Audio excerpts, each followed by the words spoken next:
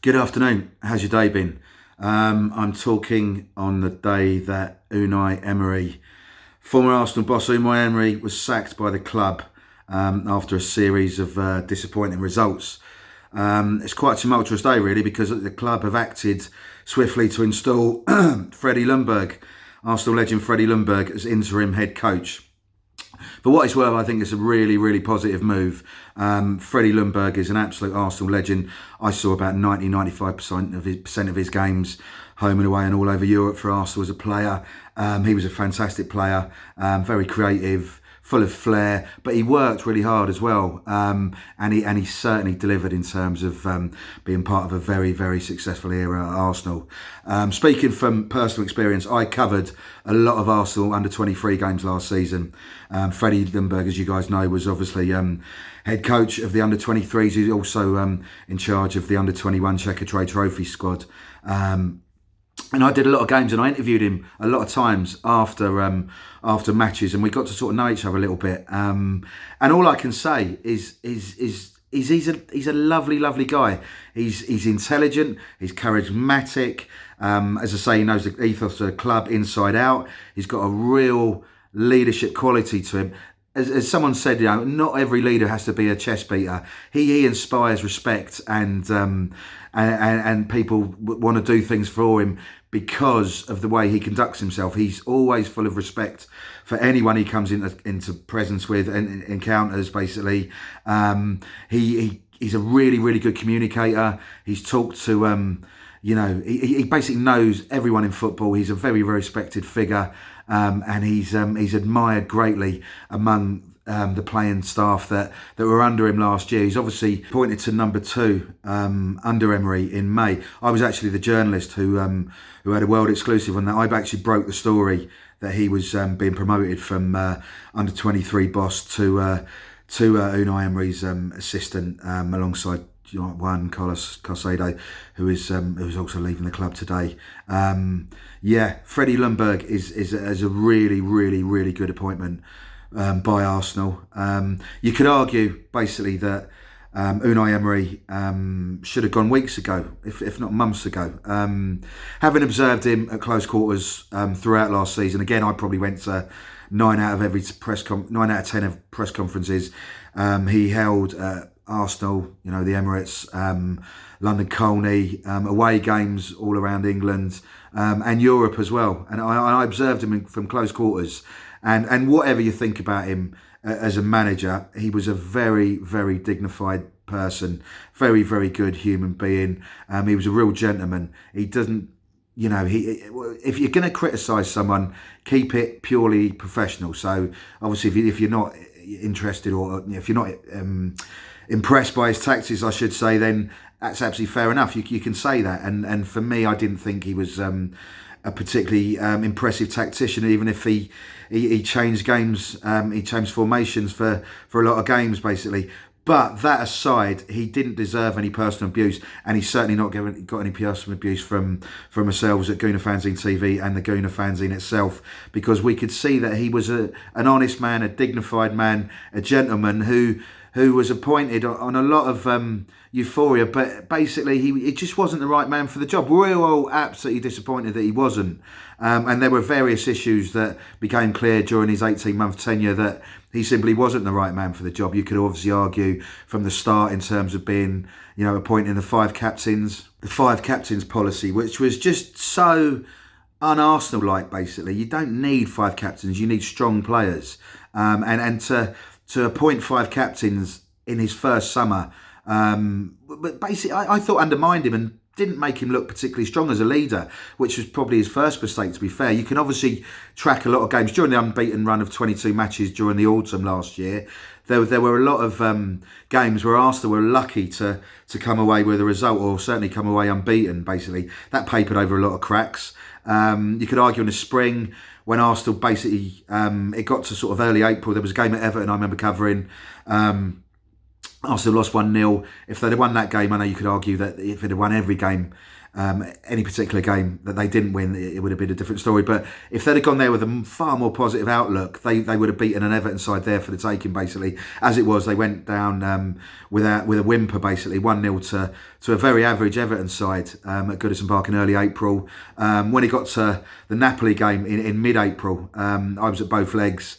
In Italy and obviously in the Emirates for the first leg. When we come back from Italy on the Thursday, it was Easter over the Saturday, or over the weekend. Arsenal played Palace on the Sunday. Emery rested 6 players. Again, his natural cautious nature prevented Arsenal from kicking on there, because even a point against Palace would have meant Arsenal would have finished in the top 4 and qualified for the riches and the promised land of the Champions League. Wasn't to be, and even then after that you had the various capitulations at Wolves and Leicester.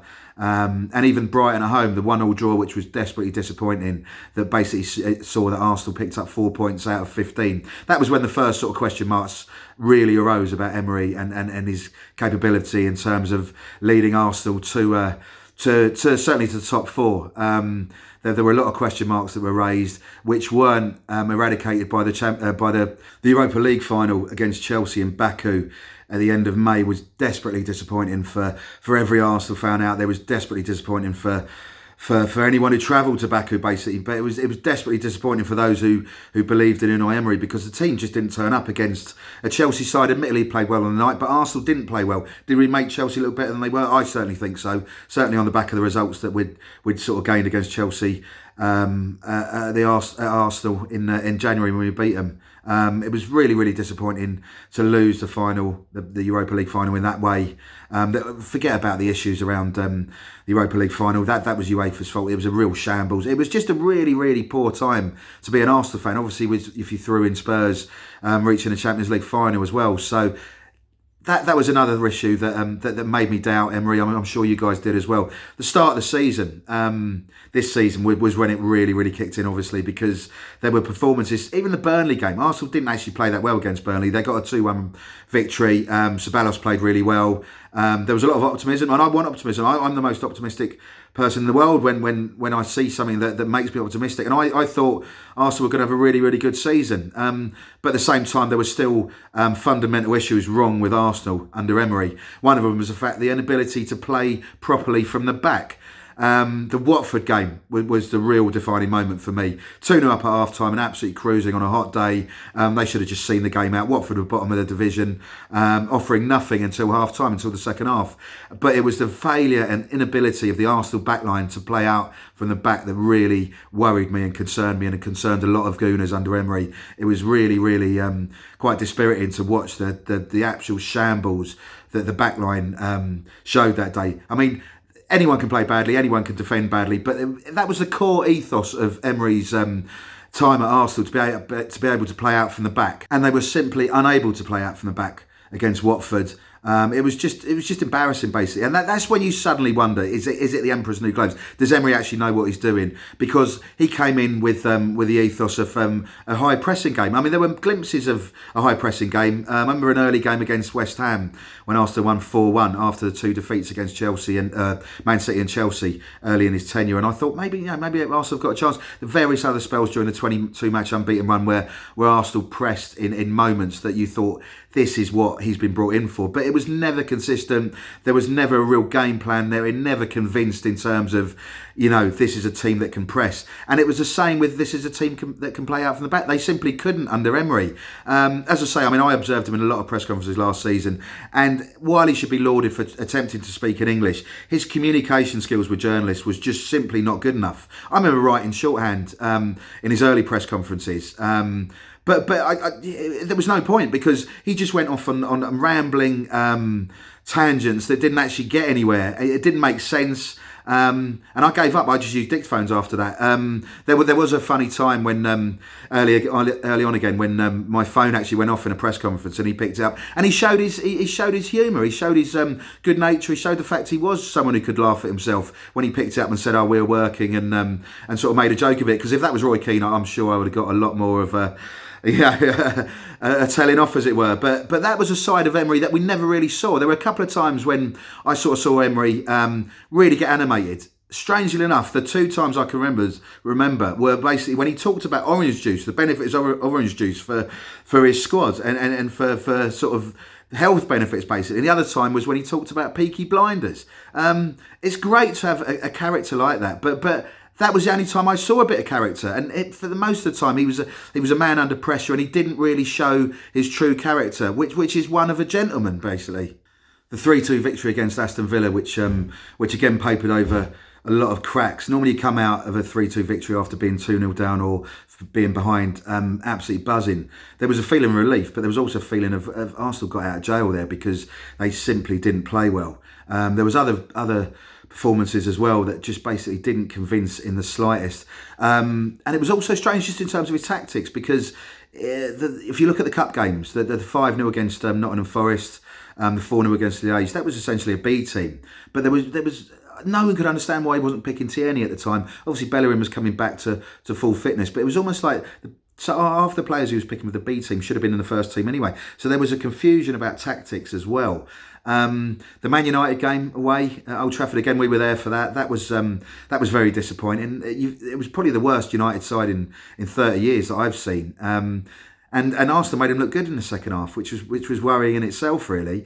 There was no plan. There was no cohesive strategy from Emery, and that's where he fell down, basically. And as we went into October, as I say, after the Bournemouth game, it was just Arsenal just went into a tailspin, basically, after the international break in early October. There was some really, really poor performances. Again, Emery got out of jail against Vitoria when Pepe's 2 late goals won the game 3-2. But that was another 3-2 where Arsenal didn't play particularly well, and you didn't come out of it buzzing per se. You're obviously happy that Arsenal won, but at the same time, again, they just didn't convince against a very average Vitoria side. And the 1-1 over there, it was almost then he was starting to realise his time was up, because his insistence that Arsenal played well. Well, they didn't. They didn't play well in the slightest in those games, and it was very, very sad to see. Then there was a Palace game at home, the 2-2 draw. Arsenal again were coasting at 2-0, and they threw away a 2-goal lead. There was the issue with Granit Xhaka as well, which just embarrassed Granit Xhaka, embarrassed the club, embarrassed Emery as well. And Emery didn't really show leadership in terms of basically dealing with it. He left it a week before deciding to strip Xhaka of the captaincy. Fast forward a couple of weeks, and he basically brought him in last night. I suppose there's an argument for rehabilitating players, but to see Xhaka the way he was at the end of the game, sort of, it was practically celebrating with some of the Frankfurt players. And I know you could argue he knew them from the Bundesliga, but at the same time, it was it didn't need to be done. He could have done it in a tunnel because he knew the spotlight was on him, and that said a lot about his relationship with Emery. There was obviously the 5-5 at Liverpool, and his treatment of Mesut Ozil. It was just really worrying that he felt like he couldn't. He felt like he couldn't actually deal with big name players. It was an issue he had at PSG as well. The 1-1 draw with Wolves, again, that was another disappointing performance. And the 2-0 defeat at Leicester, where it just felt like Emery was on borrowed time, basically, and he knew his time was up. So to conclude, it's just, you could see the writing on the wall from Emery, basically. It was just really, really sad the way it ended. It was also slightly disturbing the way the club didn't put him out of his misery and put us out of our misery as well, as Arsenal fans and Arsenal watchers. They should have sacked him weeks ago, and they didn't, which is worrying in itself. And there's certainly food for thought in terms of what the reasons were behind the fact they didn't sack him. It will cost them around 15 million to pay him off. Was it just a case of Arsenal didn't want to pay the money, and then they suddenly realised how much they would lose from not being in the Champions League qualification places, basically, which you can argue is going to take a fair bit to get us there in the first place now. On the positive side, Freddie is in charge now, and he's got so much credit in the bank by being an Arsenal legend, by being a good man, as I say, by being someone I've seen at close quarters. He impressed me, certainly impressed the young charges. And there's so much more to come from him, basically. So we're really looking forward to Freddie Ljungberg being interim head coach to take the Arsenal to Norwich on Sunday. After that, there's talk of Allegri, there's talk of Arteta. It's like May 2018 never happened, basically. We'll see. Watch this space in terms of what will happen. In the meantime, let's watch the Freddie Roadshow, basically. Looking forward to Norwich on Sunday. Thanks for watching. You've heard my opinion. What do you think of Freddie in charge. What do you think of the fact that the board took far too long to sack Emery? Let us know. It's important to know. It's important for us to know what you think as well. Like, comment, share. Obviously, thanks to all our new subscribers. We're growing on a daily basis, getting new viewers all the time. So thank you for watching. If you haven't come across this before, we've obviously got a podcast. We've got a lot more to come, and there's a lot more regular things as well. So thanks for watching, and we'll see you at Carrow Road. Cheers.